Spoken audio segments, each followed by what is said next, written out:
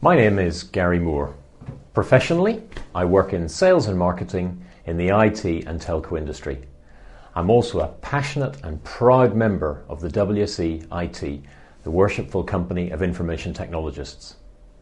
My first contact with delivery many years ago was through a work colleague asking me to do a few bits and bobs at a hospital school.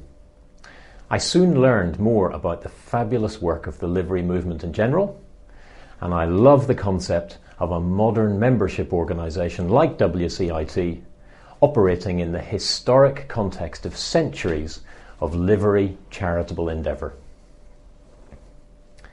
As you may know, the way that the livery organises itself to deliver its 4 pillars, charity, education, industry and fellowship, is through our committees and panels.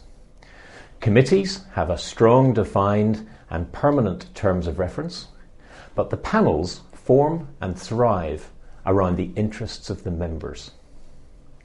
One of the most persistent panels in WSE-IT is the Recreation and Leisure Panel, or R&L, which I happen to chair. We focus on helping charities with their IT. In practice, this means that we undertake a project, big or small, in the charitable sector. More of that in a moment, but let me tell you a little bit about our panel members. We have members in full-time, part-time employment, and some theoretically in retirement. We have members in IT service providers, resellers. We have IT and government strategists and practitioners. We have finance house CIOs and other members who are portfolio non-executive directors. Collectively, our skill base incorporates technology, as you'd expect, supplier management and selection, project management, and we have some knowledge of the regulatory and business pressures faced by charities. Several of our members are trustees or officers of charities independently of their WSE-IT or panel membership. The panel meets approximately quarterly, but we are jointly and severally working on these projects between these formal meetings. We use our direct personal expertise on projects, but we're sometimes able to engage contacts or even our employers' resources to help our charitable customers to achieve their goals. Sometimes we're assisted financially by the WSE-IT charity, but we don't lead with that proposition when we first meet with our charity customers. Back to some example projects. One of the first major projects which we had the opportunity to do was with a hospital school in the borough of Chelsea and Westminster. As is often the case, this organisation is run by a fabulously dynamic and visionary leader called Jeanette Steele. Her vision was to use computing and networks to help address the education deficit which kids who chronically visit the hospital face. This was in the days when building and running a small network was a major technical undertaking and very different from the commoditized IT to which we have become used today. We delivered and grew a solution from one PC to many, from fixed workstations to laptops on wireless, and from a single site to many sites in the borough. We learned a huge amount about technology, project governance and management, and we created a template for repeating similar configurations and running similar projects in other charitable environments. It wasn't long before we had an opportunity to repeat it, building an internet cafe in a social project called The Open Age, aimed at senior citizens in West London. Here we developed a lot more training and supportability expertise.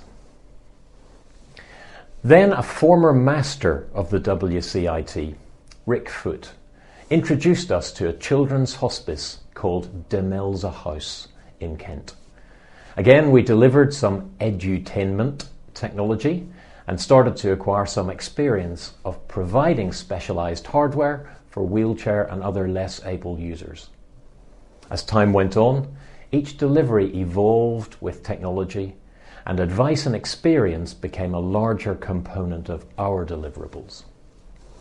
Success in Demelza House brought us together with a very large funding organisation, and together we founded a charity called Lifelights to take the Demelza House model and replicate that nationally in other children's hospices.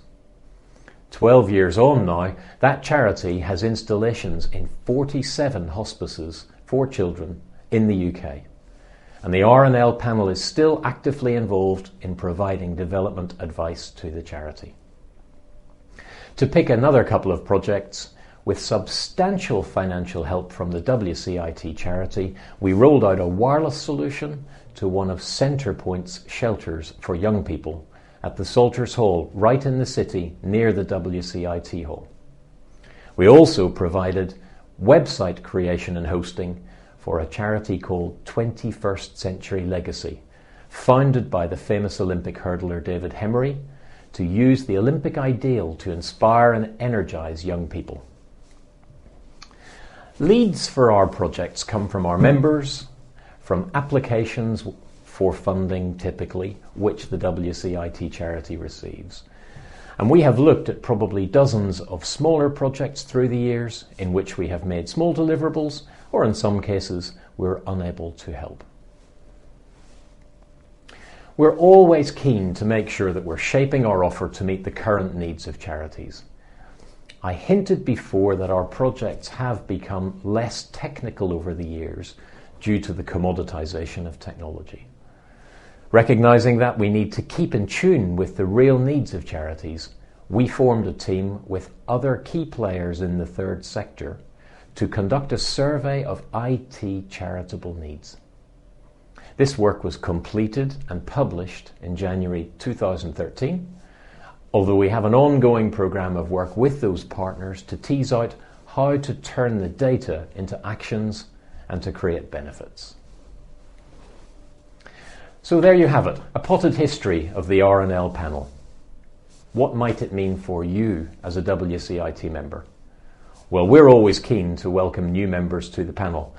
We have what I term a cloud model, which means scale up, scale down, use on demand. People help us out on a task basis, others on a project basis, and some become regular members. Our mailing list certainly includes those who are not regular attenders, but who contribute as and when they can. So I encourage you to come and experience one of our meetings, talk to the members, and see if the social and the teamwork environment helps you to develop your own charitable aspirations within the livery. RNL panel contacts you can see on the screen, so visit our section on the website or contact myself or Alan Brooks for more details. Thanks for listening.